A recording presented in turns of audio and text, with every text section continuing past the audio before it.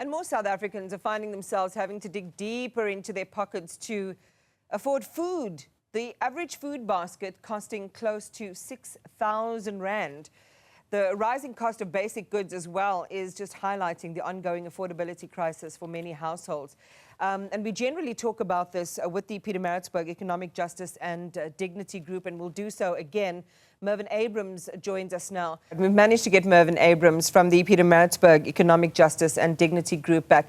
Mervyn, we were just talking about affordability of a Christmas table. You were talking about, of course, eased inflation, so that having a little bit of an impact. But overall, it's still difficult out there putting food on the table, more especially a Christmas table. Yes, Iman, as I've mentioned, so when you look, for instance, at the cost of our basket of 44 very basic foods for the month of November, then we see that the cost of that basket is 5,361 Rand. That is a 12 Rand increase over the previous months. And we have seen certain foods come down in price, like, for instance, rice and vegetables, etc. But then when you look, for instance, at meat, there we have seen price increases again, and that historically happens around Christmas time.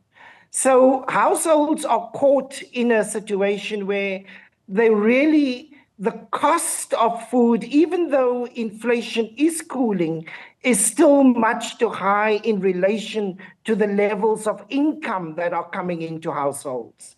And so households are experiencing a Christmas which is not what we had thought of Christmas 10, 15 years ago. It is, of course, much more a strain.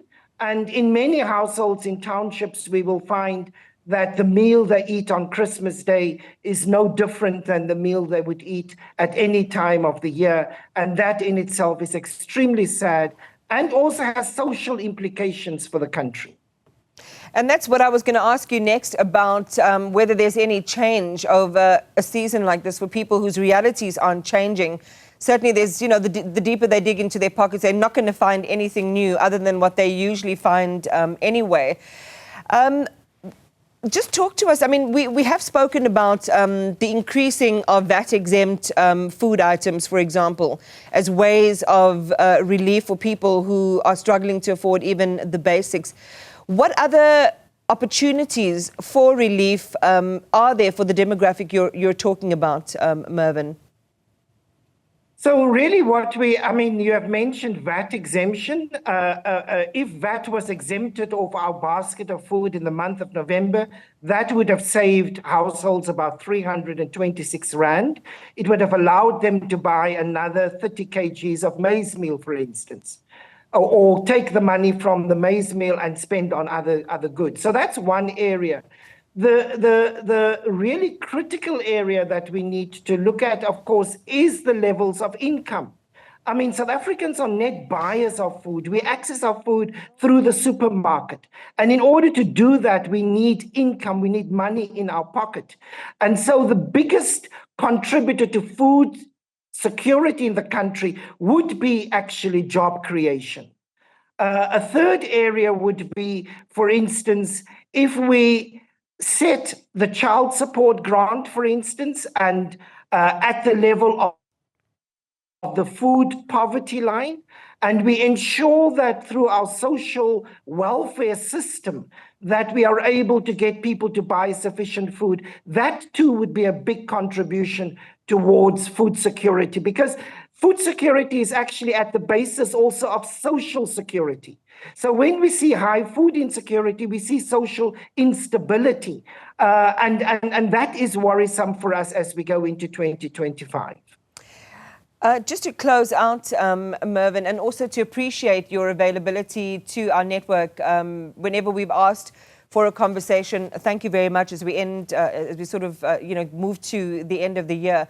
There's the concept of community and Ubuntu and of giving, I think, that I'd like for us to end our interview on. We may not be able to change the lived experiences of some of the communities that live around many of us who might be able to afford certain items and so on. Do you know of those types of initiatives, not only in Pietermaritzburg or in KwaZulu-Natal, but elsewhere? Or what is your word then to those who might have, to consider those who may not have enough this Christmas? So thank you for raising that, Iman, because that is critical. And what I do know is that churches, sports bodies are playing important roles. I've just been this morning to a place where churches are collecting food as hampers for children, toys. We've seen some companies do that. There are a number of very big transnational companies that have asked their staff to donate. So that's all extremely helpful and will make a big difference this Christmas. And I would encourage anyone who has the means to do so to find either their church or a sports organization that is doing that in order to reach out to those less fortunate than ourselves. And Mervyn, to you and your family as well, every blessing over the festive season. Hopefully talk to you